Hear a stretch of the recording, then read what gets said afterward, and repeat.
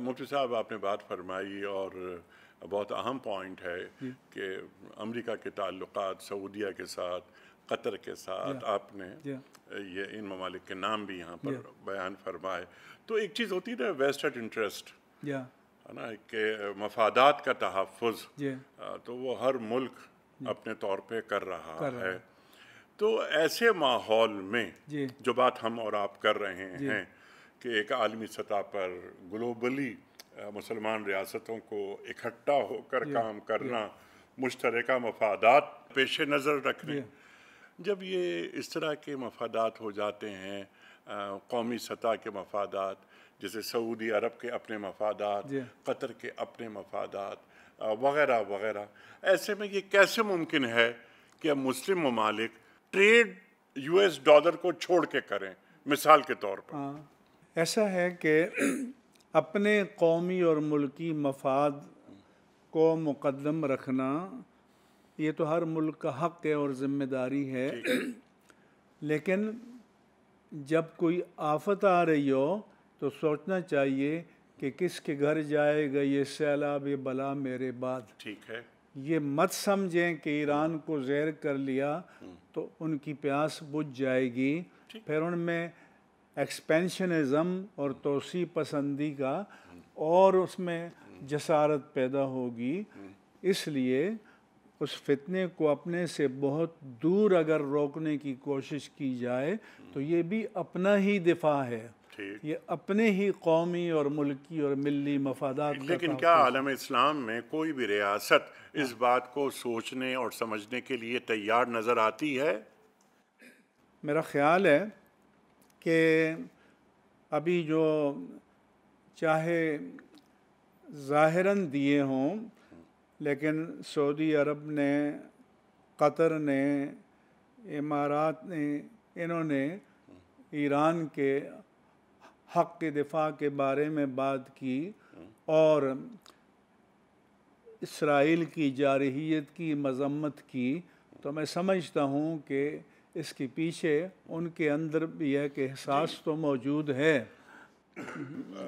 مفتی صاحب، یہ مذمتیں تو 1969 سے ہو رہی ہیں اور 1969 میں OIC کی بنیاد رکھی گئی، لیکن جو بات آپ فرما رہے تھے کہ ایک جانب ہے مسلم گلوب کا مفاد، اور آپ نے اچھی بات فرمائی کہ اپنی ریاست کا تحفظ، خواہ کوئی بھی تحفظ ہو، معاشی تحفظ ہو، سب سے بڑا معاشی تحفظ، دفاعی تحفظ وغیرہ وغیرہ، سب کا حق ہے.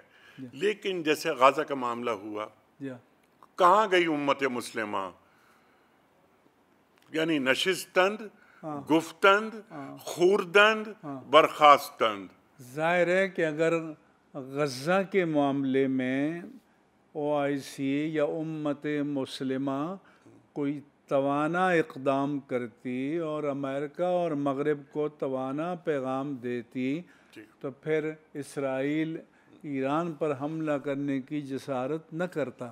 یہ اس ناکامی کا نتیجہ ہے کہ پھر اسرائیل نے آگے بڑھ کر ایران پر حملہ کرنے کا سوچا ہے. تو اب جو خواہش کہوں گا میں منصوبہ نہیں، جو خواہش آپ بیان فرما رہے ہیں، اس خواہش کو عملی جامہ کیسے پہنایا جائے؟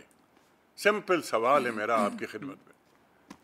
میری تو ہمیشہ تجویز رہتی ہے کہ جو مسلم ممالک ہیں ان میں جو اہل نظر، اہل فکر ہیں، جو اپنے عہد کے لمس کو، جیسے آپ کہا کرتے ہیں، تقاضوں کو سمجھتے ہیں، ان کا ایک تھنک ٹینک اور مجالس مفکرین ہونی چاہیے.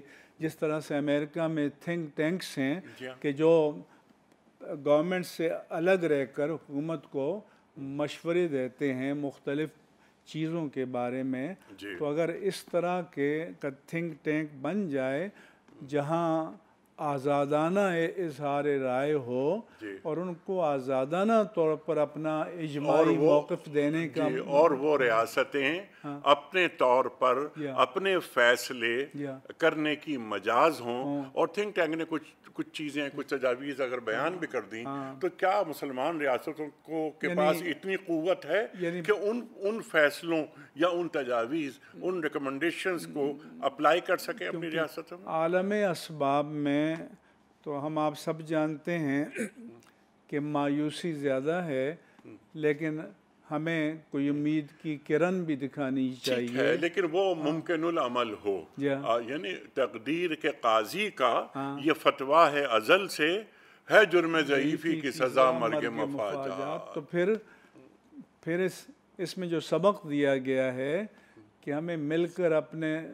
ضعیفی کے جرم سے نکل کر قوت و طاقت کے ساتھ اپنے آپ کو مسلح کرنا چاہیے، اور اللہ تعالیٰ کا بھی یہی حکم ہے کہ وَأَعِدُّوا لَهُم مَّا اسْتَطَعْتُم مِّن قُوَّةٍ وَمِن رِّبَاطِ الْخَيْلِ تُرْهِبُونَ بِهِ عَدُوَّ اللَّهِ وَعَدُوَّكُمْ۔ تو پھر ان کو یعنی اب اس کا ترجمہ میں کر دیتا ہوں، مسلمانوں کے لیے ضروری ہے کہ وہ اسلحے کو، اپنی قوت کو زیادہ سے زیادہ حاصل کریں تاکہ اللہ کے دشمنوں پر اور تمہارے دشمنوں پر ہیبت طاری ہو، ان کی ہیبت، دبدبا اور رعب طاری ہو۔ اللہ اکبر، بہترین۔ اور قرآن کریم بیان کر رہا ہے، تو قرآن کریم کی بات تو حرف آخر ہے نا۔ تو جب کر کیا رہے ہیں ہم؟ اب اس کا طریقہ کیا ہے کہ جن کے پاس مادی وسائل ہیں وہ دیں، جن کے پاس ٹیکنیکل نو ہاؤ ہے وہ سامنے لائیں، اور سب اپنا اپنا حصہ اس میں ڈالیں، اور ہمارے ریسرچ کے، ڈیولپمنٹ کے ایسے ادارے ہونے چاہیے کہ جس میں امت کے خاص طور پر جو متمول ممالک ہیں ان کا بھرپور کنٹریبیوشن ہو، اور چاہے اس کا مرکز پاکستان کو بنایا جائے، کسی اور کو بنایا جائے، لیکن ظاہر ہے کہ اس وقت جو سیف جگہ ہے وہ ہمیں پاکستان ہی نظر آتا ہے۔ بہت اچھی تجویز آپ کی۔ شارٹ ٹرم پلاننگز ہونی چاہیے، لانگ ٹرم پلاننگز ہونی چاہیے، اور کیا ہی اچھا ہو جو ہم اکثر ایک بات کرتے ہیں، آپ سے کئی مرتبہ یہ بات ہوئی کہ جو حج کا موقع آتا ہے ہر سال تو امت مسلمہ کے سربراہان جمع ہوں، اور ایک وہ جو شارٹ ٹرم پلاننگ سی بات ہوتی ہے، لانگ ٹرم پلاننگ سی بات ہوتی ہے۔ 57 سربراہ کھڑے ہیں بیت اللہ شریف میں، یہ کھڑے ہیں روضہ رسول کریم صلی اللہ علیہ وآلہ وسلم پر، اور یہ طے کریں کہ ہمیں اس ایک سال میں کہاں جانا ہے، اور جب اگلے حج پر پہنچیں تو ان کے سامنے تصویر ہو کتنی اچیومنٹس ہوئیں، کتنی نہیں ہوئیں۔ کیا یہ کام نہیں ہو سکتا؟ لیکن اس کے لیے وہ اقبال کہتے ہیں نا کہ نگہ بلند سخن دل نواز جاں پرسوز، یہی ہے رخت سفر میر کارواں کے لیے۔ ہمارے ایک میر کارواں تھے، انہوں نے کہا کہ اگر ہم نان نیٹو الائی نہیں بن جاتے 9/11 کا واقعہ، تو ہمارے میر کارواں نے کہا کہ یہ ہمیں پتھروں کے زمانے میں پہنچا دیتے۔ تو یہ بزدلی کیا کسی مسلمان کا شیوا ہو سکتا ہے؟ بالکل نہیں ہو سکتی، اور وہ بہت غلط فیصلہ تھا، اور اس کے نتائج پاکستان اب تک بھگت رہا ہے۔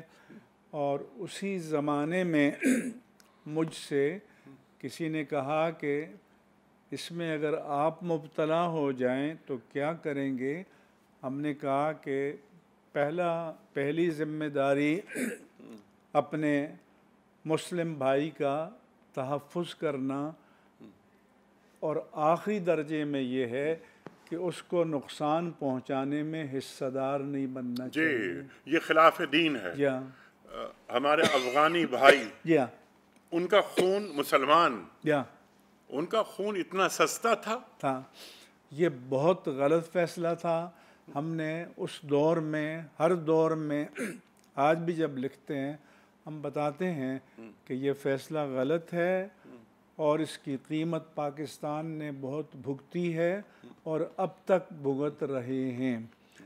دوسری بات یہ ہے کہ ایک دوسرے ملک میں پراکسیز نہیں پیدا کرنی چاہیے۔ اور کرائے کی فوج، ہاں کرائے کے فوج نہیں پیدا کرنی چاہیے، جی کیونکہ پر یہ ایسا جن ہوتا ہے کہ جب آپ ایک پروجیکٹ کے لیے کریں اور فارغ ہو جائے جی تو پھر کہتے ہیں کہ اب بتائیے کیا حکم میرے آقا، جی کیونکہ اب جیسے ہم سب جانتے ہیں کہ دہشت گردی ایک معیشت بھی بن گئی ہے، جی چاہے وہ اس میں برائے تاوان ہو، چاہے بطخوری ہو، چاہے بھارت جیسے ملکوں کے